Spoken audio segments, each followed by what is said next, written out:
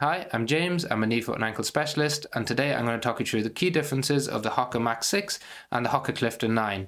We'll break down what their performance entails, the difference in their function, their fit and how they feel on your feet, and we'll also touch on how the different elements of stability in the shoe influence different medical conditions. So the first thing we'll talk about is the amount of cushioning in the Mach 6. So there's 37mm of cushioning in the rear foot, 32 in the forefoot, giving you a 5mm drop.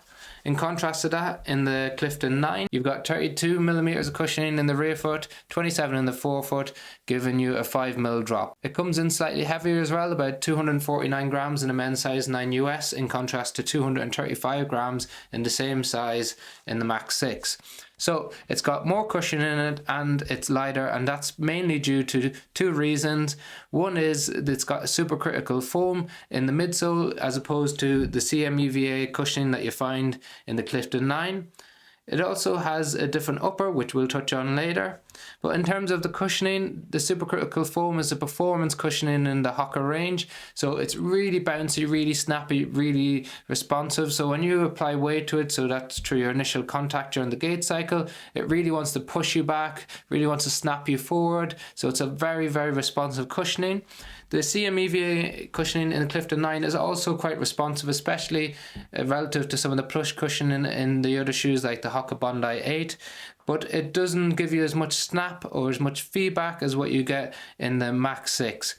This is a shoe that's mainly designed for daily use, so it's a bit of an all-rounder. It can be used for up-tempo runs, fartleks, long distance recovery runs, and that's one of the reasons why it's such a popular shoe in the Hoka range. In contrast to that, the Mach 6 is more of a performance shoe, so it can be used for up-tempo and fartlek work for sure, but it's also really good as a race day shoe for 5k, 10k and up to 15-20k. So it's a really snappy shoe, really responsive, and it's more of a race day shoe. It has different elements of stability in it compared to what you get in the Clifton 9, so they're both classified as a neutral shoe. However, there are some stability elements. On the Mach 6, you've got some mild sidewalls between the heel to midfoot on the inside and on the outside of the shoe, and you've got a little extra sidewall here on the forefoot as well. Then on the Clifton 9, you've got bigger sidewalls on the inner and on the outer aspect of the shoe. You've got a broader base of support underneath, and you've got some nice sole flare where the sole comes out wider than where your foot sits in the shoe. These two factors help to increase the amount of contact that you have with the ground, therefore increasing the amount of stability of the shoe. This can be really important when you've got lots of cushion underneath, because that inherently makes a shoe a bit more unstable. They've got a different outsole underneath, so you can see you've got more pods on the Clifton 9, which makes it a bit more grippy, and you've got a flatter grip underneath the Mach 6, so it's not as good of traction on wet surfaces as what you get in the Clifton 9. Then as we move up the shoe, you've got completely different fit and a completely different upper. So you've got an engineered knit upper on the Clifton 9, and you've got a jacquard creel mesh on the Mach 6. So this is a much lighter, more breathable upper than what you get on the Clifton, which is a bit more plush, a bit more comfortable. So this is a little bit colder in the winter, but it takes off that extra weight to make it a lighter shoe.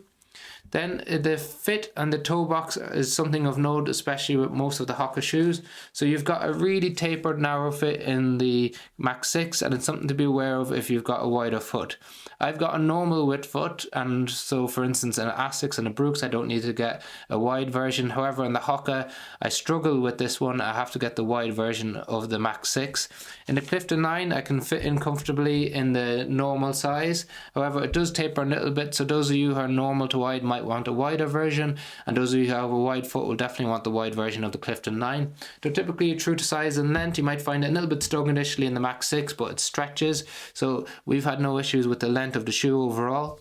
They've got completely different tongues on top, so you've got a padded tongue that's gusseted on the Clifton 9, and you've got a very thin tongue on the top of the Mach 6. Again, this is just to try and reduce the weight, give more of a race-like feel to the shoe. Then you've got moderately padded heel counters on both shoes. You've got moderate stiffness on the heel counter as well on the Clifton 9, and you've got mild to moderate stiffness on the heel counter on the Mach 6. And the stiffness in the heel counter can be influential for two reasons. One is if it's really stiff, then it helps to stop the heel moving on the top of the shoe and just gives it extra elements of stability. Secondly, if it's nice and mobile, if you've got issues like Haglund's deformity, it can be a bit more enjoyable because it doesn't put that rigid pressure on the back of the ankle. So overall, what you get with these shoes is the Mach 6 is a performance trainer. It's lightweight, snappy, great energy return, useful for race pace or for up-tempo work.